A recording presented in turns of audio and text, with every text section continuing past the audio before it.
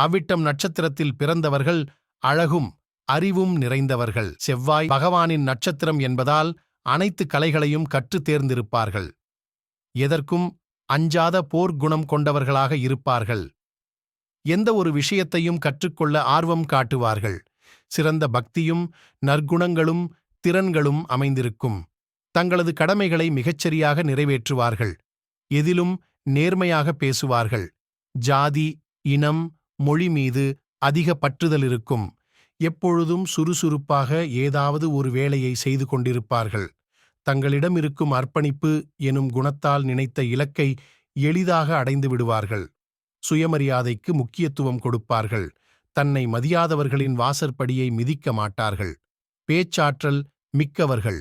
அனுபவ அறிவைக் கொண்டு மற்றவர்களுக்கும் வழிகாட்டுவார்கள். எதிலும் நேர்மையாக நடந்து கொள்வார்கள். லட்சியவாதிகளாக இருப்பார்கள்.